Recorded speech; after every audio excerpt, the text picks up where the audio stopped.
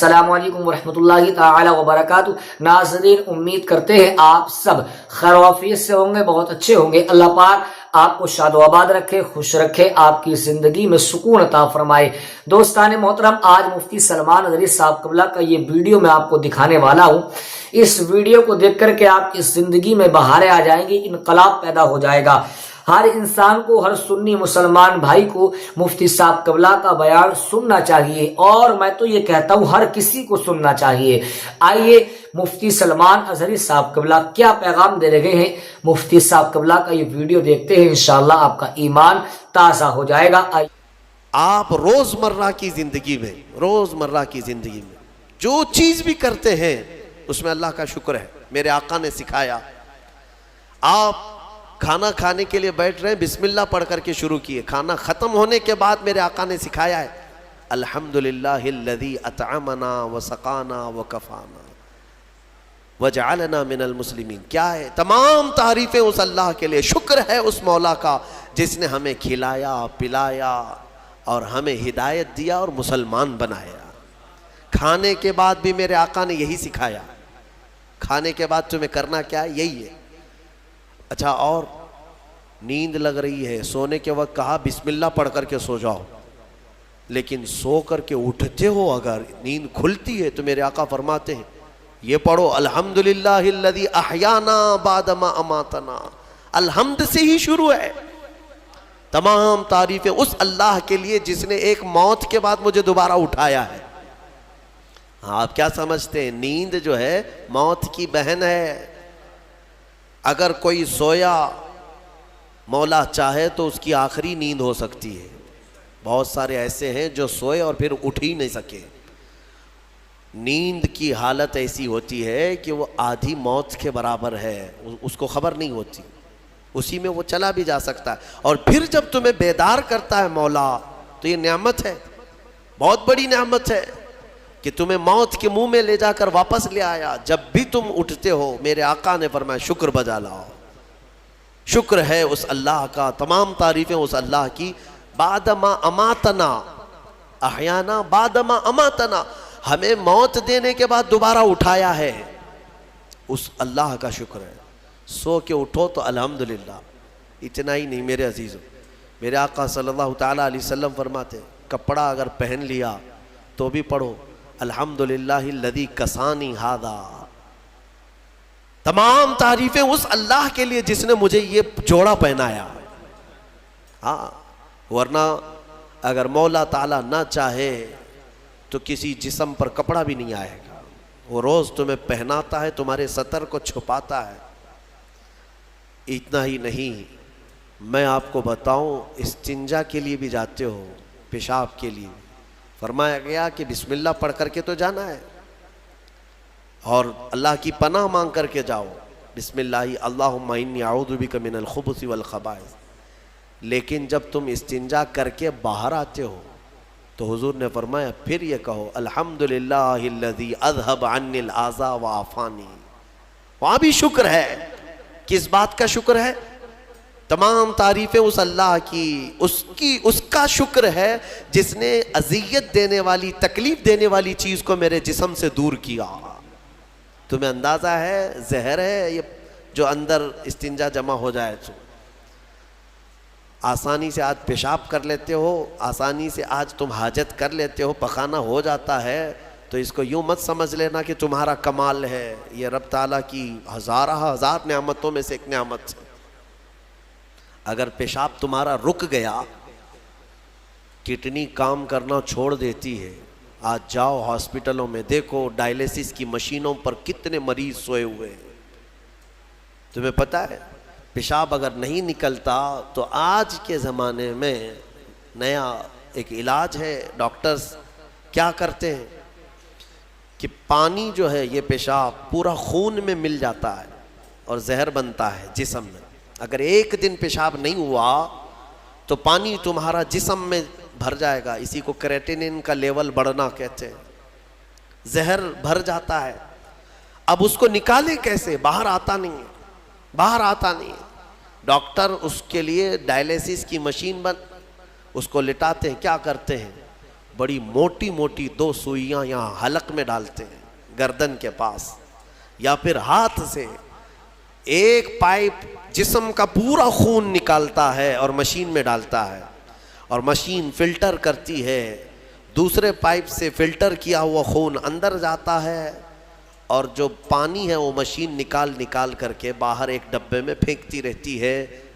میرے عزیزو، میں نے اپنی آنکھوں سے دیکھا ہے ایک بار ڈائلیسس کرنے کے لیے 4 گھنٹے لگتے ہیں، 4 گھنٹے لگتے ہیں، اور کئی مریض ایسے ہیں جن کو ہفتے میں 3 مرتبہ یہ کرنا پڑتا ہے، اور ڈاکٹر ان کو ایک بوتل پانی دیتا ہے، لمیٹڈ پانی پینا، پورے 2 دن میں 1 لیٹر سے زیادہ پانی مت پیو۔ اللہ، چاہ کر کے وہ پانی نہیں پی پاتے، چمچ سے پانی پیتے ہیں، ڈھکن سے پانی پیتے ہیں کہ زیادہ ہو گیا تو جسم میں نکلنے کی جگہ نہیں ہے۔ خیر، یہ تو ڈاکٹرز نے پیشاب نکالنے کے طریقے تو اپنا لیے میرے عزیزوں، لیکن اگر پخانہ نہیں نکلا تو اب تک اس کے علاج بھی نہیں ملتے۔ کھا لیا آپ نے، اگر یہ غلاظت نہیں نکل پائی تمہارے اندر تو پورے جسم میں یہ زہر بن کر کے پھیل جائے گا، موت کا سبب بن جاتا ہے۔ جب ہم بیت الخلاء میں جاتے ہیں اور پیشاب پاخانہ کر کے نکلتے ہیں تو تمہیں کیا لگتا ہے میرے عزیزو؟ یہ اللہ کی ہزارہ نعمتوں میں سے ایک نعمت ہے کہ اذیت دینے والی چیز کو اس نے ہمارے جسم سے ہٹایا ہے۔ اسی لیے مولا فرماتا ہے فَبِأَيِّ آلَاءِ رَبِّكُمَا تُكَذِّبَانِ، تم میری کون کون سی نعمتوں کو جھٹلاؤ گے؟ اچھا، یہ تو نکلنے والی بات میں نے کیا نا، نکلنے والی بات، لیکن تمہیں پتہ ہے تمہیں اگر کھانے کے لیے بھوک نہ لگے تو کچھ نہیں کر سکو گے۔ کھانے کی خواہش ہونا یہ اللہ کی نعمت ہے، بھوک لگنا یہ اللہ کی نعمت ہے۔ اچھا، یہ بھی میں آپ کو بتا دوں، بھوک لگتی نہیں ہے کسی کو تو یہ مصیبت ہے، کھا ہی نہیں سکتا، بغیر بھوک کے وہ اندر لے بھی نہیں سکتا لقمہ۔ یہ رب تبارک و تعالیٰ کی طرف سے نظام رکھا گیا ہے، وہ بھوک لگتی ہے وہ کھاتا ہے۔ اور ایک بات میں بتا دوں، ایک بڑی بیماری ہے دنیا کی، بھوک تو بہت لگتی ہے، آدمی کھائے جاتا ہے لیکن پیٹ بھرتا نہیں، سیرابی نہیں ہوتی، شکم سیر نہیں ہوتا۔ یہ بیماری ہے ہیضے کی بیماری۔ اس بیماری میں حجاج بن یوسف مر گیا، ہاں، بڑا گورنر تھا، جانتے ہیں بھوک اتنی لگتی تھی اس کو کہ ایک مرتبہ ایک گائے پوری ذبح کر کے بھون کر کے اس کو کھلائی گئی، پیٹ نہیں بھرا، خواہش ابھی بھی باقی ہے، بھوک ابھی بھی ہے، اور کچھ کھلا دو، اور کچھ کھلا دو۔ اس کو پھر انڈے کھلائے گئے، مرغیاں کھلائی گئی، اتنا کھلایا گیا کہ پیٹ پھٹ گیا، پیٹ پھٹ گیا اور زہریلا ہو گیا۔ آپ کو کیا میں بتاؤں، پیٹ 4 لقمے کھانے کے بعد، کسی کو 10 لقمے کھانے کے بعد ایسا لگتا ہے نا پیٹ بھر گیا، الحمدللہ پیٹ بھر گیا ہے۔ یہ جو شکم سیر آپ کو لگتا ہے یہ اللہ کی نعمت ہے۔ کچھ لوگوں کو یہ بیماری ہے کہ تم ان کو 4 کلو بھی اندر کچھ ڈال دو تو یہاں کی جو چاہت ہے وہ نہیں جائے گی، ہاں، خواہش نہیں ختم ہوگی۔ اسی طرح پیاس لگنا اللہ کی نعمت ہے، اور پیاس کا بجھ جانا یہ بھی نعمت ہے۔ سکرات کے وقت میں فرمایا گیا کرے ایک ندی پانی بھی اس کو پلایا جائے تو یہ حلق نہیں سوکھے گا، پیاس باقی رہے گی، اور پانی اور پانی اور پانی۔ تم اندازہ کر سکتے ہو، 1 گلاس پانی پینے کے بعد اگر ٹھنڈک لگی، ہاں پیٹ بھر گیا، پیاس بجھ گئی، نعمت ہے اللہ کی یہ۔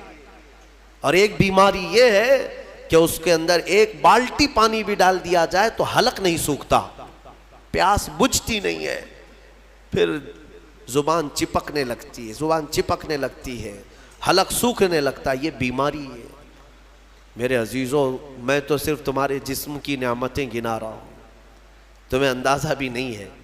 ابھی چند دنوں قبل میں نے اپنے بچوں کے سامنے بھی ایک بات عرض کیا تھا، میں 1-2 سال قبل شاید ایک مطالعے میں تھا، کسی چیز کی اسٹڈی میں، ایک نئی چیز میرے مطالعے پہ آئی تھی۔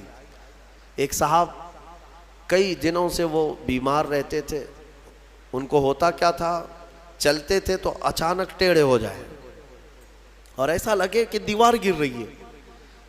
روڈ پہ چلے تو ایسا لگے کہ یہ گاڑی میرے اوپر گرے گی. ہاں یہ ایک بیماری ہے. آپ زمین پر کھڑے ہوتے ہیں, 2 پیروں سے کھڑے ہوتے ہیں نا, بیلنس کیسے رہتا ہے تمہارا؟ یہ چاہے موٹے ہو تگڑے ہو لیکن سیدھے تو کھڑے رہتے ہو. اور چلتے ہو تو کیا ایک طرف جھک جھک کے چلتے ہو؟ کبھی ادھر کبھی ادھر نہیں. ہوائیں چاہے جتنی بھی آئیں آپ سیدھے چلتے ہیں. یہ کون ہے جو تمہارے بیلنس کو مینٹین کیا ہوا ہے؟ صرف 2 ٹانگوں پر تمہارے پورے وزن کو کس نے قائم رکھا ہے؟ اگر تجربہ کرنا ہے تو مٹی کا ایک پتلا اس طرح سے چلا کر کے دکھاؤ, 2 ٹانگوں پر چلا کر کے دکھاؤ, بیلنس کون رکھے گا؟ ارے پتلے بھی اگر بنا کر کے کھڑا کرتے ہیں کہیں اسٹیچو تو انہیں گاڑ دیتے ہیں, کھڑا نہیں کر پائیں گے. اتنا تمہاری ہی وزن کے برابر 80 کلو کا ایک پتلا بناؤ مٹی کا اور اس کو صرف پیروں پہ کھڑا کر کے دکھاؤ, نہیں کھڑا ہوگا, ہوا آئے گی گر جائے گا. تمہیں ہوا کیوں نہیں گراتی؟ کون ہے جو تمہیں برقرار رکھا ہوا ہے؟ آپ کو میں بتاؤں تو حیرت ہوگی آپ کو کہ کون سی چیز مینٹین کرتی ہے. پتہ ہے آپ کو کون سی چیز تمہارے جسم کے اندر؟ نہ تمہارے ہاتھ نہ تمہارے پیر. اللہ اکبر, اللہ کی نعمتوں پر قربان جاؤ. ایک صاحب انہوں نے مجھ سے ملاقات کی تھی اور اپنی بیماری یہ بتائی تھی کہ ایسا لگتا ہے, تعویذ بھی کرائے, دعا بھی کرائے, وظیفے بھی کروائے, بہت ساری. ایک ماہر دانشور تھے, انہوں نے مجھ سے یہ کہا کہ مولانا مسئلہ یہ ہے کہ ہمارے دونوں کانوں کے بیچ میں ایک چھوٹا سا پارا, ایک قطرہ ہوتا ہے پارے کا, لکوڈ پارا. دیکھیں آپ بی پی چیک کرنے کے وقت جو چڑھتا اترتا ہے مشینوں پہ, اس طرح کا ایک ہلکا سا ایک لکوڈ قطرہ ہمارے دونوں کانوں کے برابر بیچوں بیچ ہوتا ہے, اور وہ قطرہ ہے جو پورے بیلنس کو مینٹین کرتا ہے. وہ ایک قطرہ ہے. اگر اس قطرے کے اندر ذرا برابر بھی ادھر ادھر ہوا, وہ ایک طرف ہو گیا تو آدمی یوں چلنے لگ جائے گا. اگر وہ اس طرف ہو گیا قطرہ تو پھر آدمی اس طرف جھک جائے گا. اور یہ جلدی ہوتا نہیں ہے, وہ اتنا مضبوطی کے ساتھ پورے انسانوں کے جسموں کو سنبھالے رکھتا ہے. میرے عزیزوں, پھر میں یہ پوچھتا ہوں فَبِأَيِّ آلَاءِ رَبِّكُمَا تُكَذِّبَانِ, تم اپنے رب کی کون کون سی نعمتوں کو جھٹلاؤ گے؟ اور ایک بات, عجیب چیزیں میں نے دیکھی, کبھی ہم غور نہیں کرتے نا اپنے جسم میں, اور اسی لیے میرا رحمان فرماتا ہے وَفِي أَنفُسِكُمْ أَفَلَا تُبْصِرُونَ, تمہاری ذات میں میری نشانیاں ہیں, تم دیکھتے نہیں؟ اللہ پوچھ رہا ہے, تمہاری اپنی ذات میں میری نشانیاں ہیں. محبوب الہی نظام الدین اولیاء رحمۃ اللہ تعالیٰ علیہ نے فرمایا, اللہ تبارک و تعالیٰ تک اگر پہنچنا چاہے بندہ تو صرف اس کی نسیں جو ہے نا, اس کی رگیں, یہی کافی ہیں اس کے لیے. ہاں میرے عزیزوں, آج بھی ڈاکٹرز یہ کہتے ہیں کہ تمہارے جسم کے اندر کی نسیں اگر کھول کر کے پھیلا دی جائیں تو 10,000 کلومیٹر تک پھیل جائیں گے, یعنی تقریباً ایک دنیا گھومنے کے برابر. اتنی نسیں تمہارے جسم کے اندر ہیں کہ اگر ان کو کھول کر کے پھیلا دیا جائے تو اتنی لمبی ہو. کون ہے جو یہ سارا مینٹین کیا ہوا ہے؟ اور ہر نس میں وہ خون کو دوڑاتا ہے اور پھر واپس پہنچاتا ہے دل تک. ایک چیز میں جو کہہ رہا تھا وہ یہ ہے, عجیب سی چیز ہے. ایک صاحب نے فرمایا کہ ایک بیماری ہے کہ یہ ایک صاحب ہیں کہ ان کی آنکھوں کی پلک بند ہی نہیں ہوتی. اس پر تحقیق کی گئی. میرے عزیزوں, کتنی چھوٹی چیز لگتی ہے.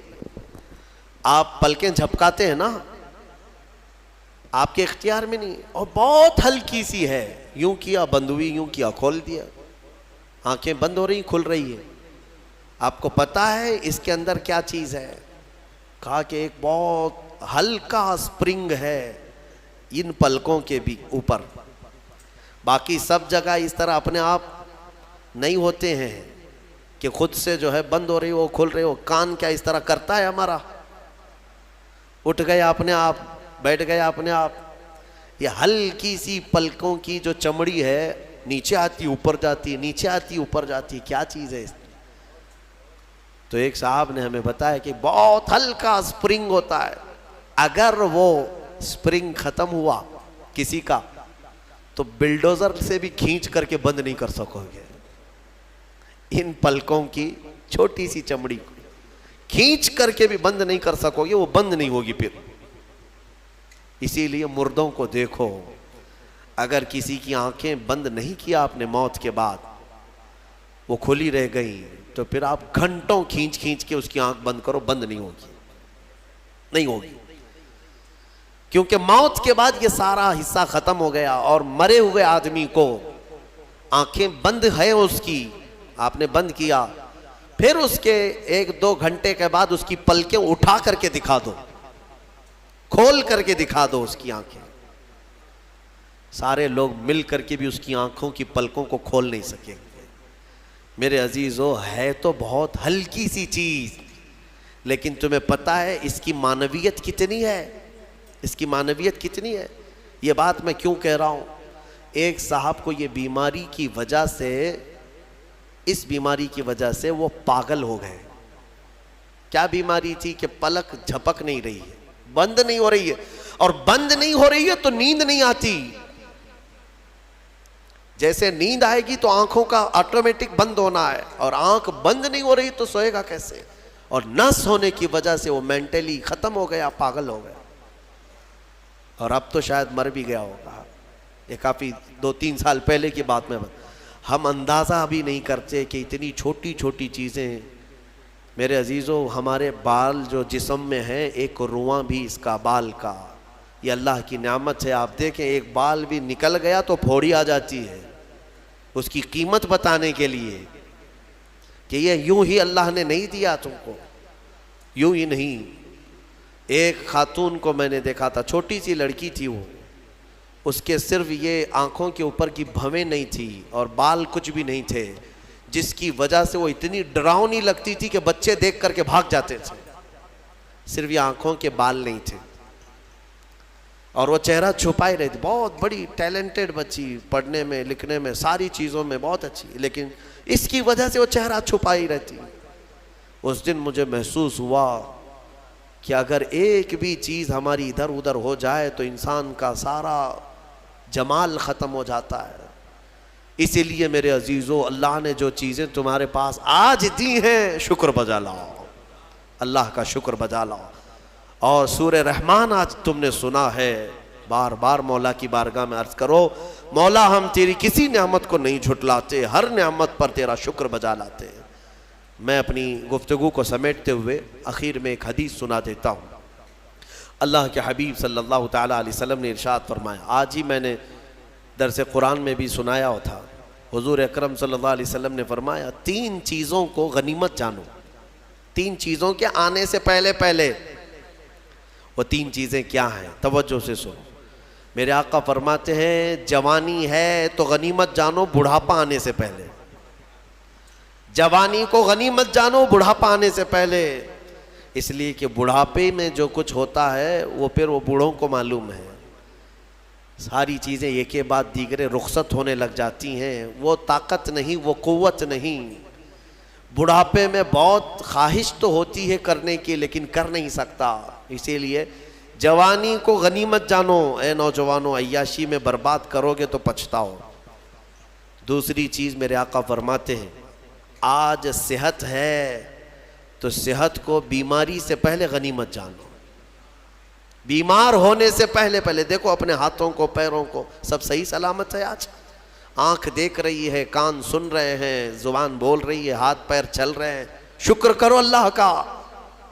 اس لیے کہ ہم نے دیکھا ہے چند دنوں کے بعد ایسی بیماریاں جکڑ لیتی ہیں، سجدہ کرنا چاہتا ہے لیکن پیر مڑتے نہیں، پیر جام ہو گئے، رکوع کرنا چاہتا ہے کمر جھکتی نہیں۔ آج صحت ہے تمہارے پاس، کل آنکھیں ساتھ چھوڑنے لگ جائیں گی، کان کم سنائی دینے لگ جائیں گے، زبان میں راشا طاری ہونے لگ جاتا ہے، ہکلاہٹ آنے لگ جاتی ہے، چاہ کر کے بھی بہت ساری چیزیں تم کر نہیں پاتے۔ اسی لیے آج صحت ہے، غنیمت جانو اس کو، کوئی بیماری نہیں۔ آج چند ہی دنوں کے بعد دیکھنا کہ شوگر ساتھ، بی پی ساتھ، ایسے ساتھ ہوتے ہیں کہ پھر قبر تک نہیں چھوڑتے۔ ہاں آج صحت ہے، کل کسی کو کینسر ہوا تو پھر وہ جنازے کے ساتھ ساتھ کینسر جاتا ہے، کچھ نہیں کرتے، اور ان بیماریوں میں آنے کے بعد ان کو صحت کے دن یاد آتے ہیں، کاش جب میں اچھا بھلا تھا تو اللہ کی عبادت کرتا، بیمار ہوں کچھ نہیں کر پاتا۔ میں نے آپ کو اس سے قبل بھی بتایا تھا میرے عزیزو، ایک نوجوان کی بات مجھے بار بار وہ جھنجھوڑتی ہے، ممبئی شہر کے رہنے والا نوجوان، 22 سے 24 سال کا، باپ اکلوتے بیٹے کو بہت اچھا پڑھایا تھا، لندن بھیج کر کے پڑھایا تھا، اکلوتا بیٹا، بڑے باپ کا بیٹا ہے، اور 24 سال کی عمر میں اس کو بون کینسر ہو گیا، ہڈیوں کا کینسر ہو گیا، یونیورسٹی میں پڑھا اچھا، اور اس کے بعد پتہ ہی نہیں چلا، اچانک 3rd سٹیج پہ پتہ چلا، پھر 6 مہینے شاید علاج کے لگے ہوں گے، ڈاکٹروں نے کہا کہ اس کو گھر لے جاؤ، اب کچھ نہیں ہوگا، گھر آیا تھا اس کی ہڈیاں گل گئی تھی، ہاں بون کینسر بڑا ڈینجر ہے، ہڈیاں جو ہے پاؤڈر ہونے لگ جاتی ہیں، اس کو اگر اٹھائیں تو پیٹھ کی ہڈی میں انگلیاں اندر جانے لگ جاتی ہیں، یہ کینسر بہت خطرناک قسم کا ہے۔ اس کے چند دن بچے ہوں گے اپنے گھر پر، علاج وغیرہ سب ختم ہو چکا، اس نے اپنے باپ کو ایک دن حسرت سے بلایا اور کہا، ابا میری وہ 10ویں کی 12ویں کی گریجویٹ کی یہ جو مارک شیٹ ہے، سند ہے، جو میں نے مڈل حاصل کی وہ کہاں ہے؟ کہا بیٹا سب سنبھال کے رکھا ہوں، کہا میں دیکھنا چاہتا ہوں۔ باپ نے وہ ساری چیزیں الماری سے اس کو دیا کہ یہ سرٹیفکیٹ ہے، یہ تیری سند ہے، یہ مارک شیٹ ہے، یہ ساری چیزیں ہیں۔ وہ نوجوان بستر پر لے کر کے اپنی سرٹیفکیٹ پڑی ہوئی، اس میں ٹاپر بھی رہا ہے، وہ سب چیزیں دیکھ دیکھ کر کے رونے لگا، اور پھر اپنے باپ سے ایک سوال کیا کہ ابا یہ ساری مارک شیٹ اور سند میں کون سی ایسی ہے جو میں منکر نکیر کو بتاؤں تو مجھے چھوڑ دیا جائے، کیونکہ میں جا رہا ہوں اب آخری سفر پر، میں آخری سفر پر جا رہا ہوں، اب تو میرے پاس اتنا وقت بھی نہیں ہے کہ میں کوئی اور چیز حاصل کروں۔ اس کے باپ نے مجھے یہ چیز بتائی تھی، وہ کہتے تھے کہ مولانا آپ بچوں کو بتاؤ، واقعی صحت جب تک تھی تم نے نہ قرآن کی طرف توجہ دیا، نہ میرے رحمان کو راضی کرنے کی کوشش کی، صحت آج ہے تو شکر بجا لاؤ اللہ کا، بیماری میں وہ مولا تمہارے ساتھ ہوگا۔ 2 چیزیں میں نے عرض کی ہے، جوانی کو غنیمت جانو بڑھاپا آنے سے پہلے، صحت کو غنیمت جانو بیمار ہونے سے پہلے، اور سب سے بڑی چیز میرے آقا فرماتے ہیں زندگی کو غنیمت جانو موت آنے سے پہلے۔ ہاں ٹھیک ہے، بڑھاپے میں کچھ تو کر سکتے ہو، بیماری میں کچھ تو کر سکتے ہو، مرنے کے بعد کیا کر سکتے ہو؟ تو اس لیے آج زندہ ہیں، اسی کو غنیمت جانو کہ اللہ ابھی تو ملک الموت نہیں آیا، ابھی تمہارے پاس ٹائم باقی ہے، سانسیں چل رہی، وقت باقی، صحت بھی ہے، جوانی بھی ہے، زندگی بھی ہے، تو سب ہے تمہارے پاس، پھر اللہ کی ناشکری کرنا میرے عزیزوں یہ سب سے بڑا گناہ ہے۔ اسی لیے میرے آقا صلی اللہ علیہ وسلم نے فرمایا معراج کی رات میں نے جہنم میں سب سے زیادہ عورتوں کو دیکھا۔ حضور سے پوچھا عورتوں نے کہ کس وجہ سے؟ حضور نے وجہ یہی بتائی، ہن یکفرن العشیر، وہ اپنے شوہروں کی ناشکری کرتی ہیں، ناشکری کرتی ہیں۔ کب تو نے میرے ساتھ اچھا کیا، یہ لفظ کہتی ہیں جس کی وجہ سے مولا ان کو جہنم میں پہنچایا۔ عورت اگر شوہر کی ناشکری کی وجہ سے جہنم میں ہے تو یہ بندے جو سیدھے رحمان کے ناشکرے ہیں وہ کس قدر جہنم میں جلیں گے۔ اسی لیے میں ڈراتا ہوں اس بات سے کہ اللہ رب العزت کا شکر بجا لاؤ، جیسا رکھا ہے اس نے بہت ہے، بلکہ دیکھا جائے تو ہماری حیثیت سے زیادہ اس نے عطا کیا ہے۔ شیخ سعدی رحمۃ اللہ تعالیٰ علیہ کی وہ بات یاد آتی ہے، ان کی چپل گم ہو گئی تھی، کانٹے اور کنکر چبھنے لگے، مسجد میں آئے سجدے میں رونے لگے، سفر میں ہوں مولا میری حیثیت ہی نہیں ہے کہ اب میں چپل بھی خرید سکوں، میں اتنا غریب اور مفلس ہو گیا ہوں۔ باہر نکلے تو دیکھا ایک آدمی پیر کٹا ہوا بیٹھا تھا جس کے دونوں پیر نہیں تھے، تو واپس گئے اور اللہ کا شکر بجا لانے لگے، اے مولا میری تو چپل ہی نہیں ہے، اس کے پاس پہننے کے پیر بھی نہیں ہے۔ اسی لیے اپنے سے چھوٹوں کو دیکھو اور شکر بجا لاؤ۔ ہاں میں اپنے نوجوانوں سے اسی لیے کہتا تھا کہ کبھی کبھار ہاسپٹل وزٹ کرو، جاؤ کینسر کے پیشنٹ کو دیکھو، وہاں پر کبھی چہرہ سڑا ہوا ہے، کسی کا گلا سڑا ہوا ہے، کہاں کہاں کیا کیا. میں جاتا ہوں کبھی تو وہ دیکھتے ہی رونے لگ جاتے ہیں. میرے عزیزوں، وہ موت و حیات کے بیچ میں موجود ایک لاش کی طرح پڑے رہتے ہیں. تم دیکھو گے تمہیں اپنی صحت پر اللہ کا شکر کرنے کا جذبہ پیدا ہوگا کہ مولا تو نے مجھے ان سب بیماریوں سے محفوظ رکھا ہے. اسی لیے میرے آقا صلی اللہ تعالیٰ علیہ وسلم نے بیماروں کو دیکھ کر، مصیبت زدہ کو دیکھ کر کے بھی جو دعا تعلیم دی وہ کیا ہے؟ اللہ تعالیٰ نے، اللہ کے حبیب نے یہی دعا سکھائی، الحمدللہ الذی فضلنا علی کثیر ممن خلق تفضیلا، الحمدللہ الذی عافانی مما ابتلاک بہ وفضلنی علی کثیر ممن خلق تفضیلا. اے مولا تیرا شکر ہے تو نے مجھے عافیت دی ہے، جس میں تو اس کو مبتلا کر رکھا ہے اس سے تو مجھے بچا کر رکھا